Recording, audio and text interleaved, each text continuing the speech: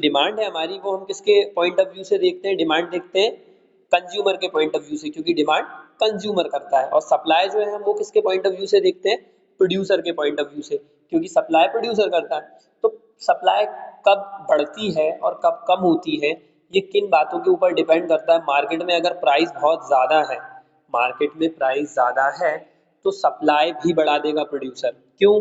क्योंकि प्राइस ज़्यादा है तो मुझे ज़्यादा प्रॉफिट मिलेगा, ज़्यादा प्रॉफिट मिलेगा तो मैं सप्लाई इंक्रीज कर दूंगा। मार्केट में अगर प्राइस बहुत कम है तो मैं क्या करूंगा, सप्लाई को क्या कर दूंगा, डिक्रीज कर दूंगा। क्यों डिक्रीज कर दूंगा, इसके पीछे भी रीजन है, क्योंकि प्राइस कम है, प्राइस कम पे अगर बेचूंगा तो मेरा प्रॉफिट कम हो जाएगा, प्रॉफिट कम हो जाएगा तो मुझे लॉस हो जाएगा। तो लॉ ऑफ सप्लाई यही बोलता है कि जब प्राइस बढ़ जाता है तो सप्लाई भी बढ़ जाती है, और जब प्राइस घट जाता है तो सप्लाई भी घट जाती है। इससे प्रीवियस क्लास में भी हमने डिस्कस किया था कि सप्लाई और प्राइस के बीच में कैसी रिलेशनशिप होती है, डायरेक्ट रिलेशनशिप होती है। एक बढ़ता है तो दूसरा भी बढ़ता है, एक घटता है तो दूसरा भी घटता है। प्राइस बढ़ने से सप्लाई बढ़ती है और प्राइस घटने से सप्लाई भी घटती है। अब मीनिंग अपन रीड करते हैं क्या लिखिए। The law of supply depicts that there are direct relationship between price and quantity supply. दोनों के बीच में डायरेक्ट रिलेशनशिप है, other factors being constant. The law explains the behavior of producer. As price of commodity rises, the supply is also increased in market. On the country, as price of commodity falls, the supply is decrease in the market. बिल्कुल simple सी चीज है, price बढ़ा था supply भी बढ़ गई थी, price घटा तो सप्लाई भी घट गई।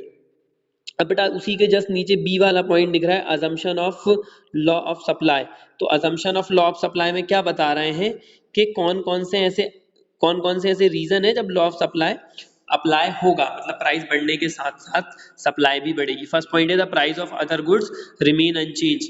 अदर गुड्स के अंदर बेटा वही आते हैं substitute goods and complementary goods, उनके प्राइस अगर सेम रहेंगे तो ही लॉ ऑफ सप्लाई अप्लाई होगा। अगर उनके प्राइस में कोई चेंज होता है तो लॉ ऑफ सप्लाई एप्लीकेबल नहीं होगा। सेकेंड पॉइंट है there is no change in the state of technology. Technology में कोई चेंज नहीं होना चाहिए, अगर टेक्नोलॉजी बदल रही है तो फिर लॉ ऑफ सप्लाई अप्लाई नहीं होगा। थर्ड है the price of factor of production remain unchanged. Factor of production अपन पहले ही डिस्कस कर चुके हैं, क्या होते हैं, कोई भी प्रोडक्शन करने के लिए 5 फैक्टर होते हैं, लैंड, लेबर, कैपिटल, ऑर्गेनाइजेशन और एंटरप्रेन्योर। तो जो फैक्टर ऑफ प्रोडक्शन है वो चेंज नहीं होने चाहिए। The taxation policy remain unchange. Tax की पॉलिसी का भी सप्लाई के ऊपर बहुत इफेक्ट पड़ता है, क्यों? क्योंकि जो प्रोडक्ट हम बनाते हैं उसके ऊपर टैक्स लगता है, तो वो ये the taxation policy remain unchange. The objective of the producer remain unchange. उसके ऑब्जेक्टिव चेंज ना हो जाए, क्योंकि जैसे मैंने तुम्हें प्रीवियस क्लास में भी बताया था कि ऑब्जेक्ट कैसे चेंज हो सकते हैं। एक फर्म प्रॉफिट ज़्यादा नहीं अर्न करना चाह रही है, वो मार्केट कैप्चर करना चाह रही है, मार्केट में प्राइस बहुत कम है तब भी वो सप्लाई की जा रही है। लॉ ऑफ सप्लाई क्या बोलता है कि प्राइस कम होगा तो सप्लाई भी कम होगी, बट मार्केट में प्राइस कम है तब भी मैं सप्लाई किए जा रहा हूँ। क्यों किए जा रहा हूँ? क्योंकि मेरा ऑब्जेक्टिव प्रॉफिट अर्न करना नहीं है, मेरा ऑब्जेक्टिव मार्केट कैप्चर करना है, नए कंज्यूमर्स बनाना है।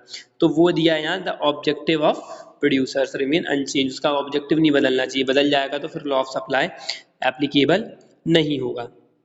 देन बेटा इसके बाद हमारा जो दिख रहा है, एक हमें यहाँ दिख रहा है सप्लाई शेड्यूल। तो सप्लाई शेड्यूल सिंपल सा है, प्राइस देखो बढ़ता जा रहा है, 1 2 3 4 5, सप्लाई भी बढ़ती जा रही है, 20 40 60 80 100, 1 2 3 4 5 20 40 60 80 और 100। जैसे जैसे जैसे प्राइस इंक्रीज हुआ वैसे वैसे वैसे सप्लाई भी इंक्रीज हुई। कोई प्रॉब्लम है बेटा इस टॉपिक में?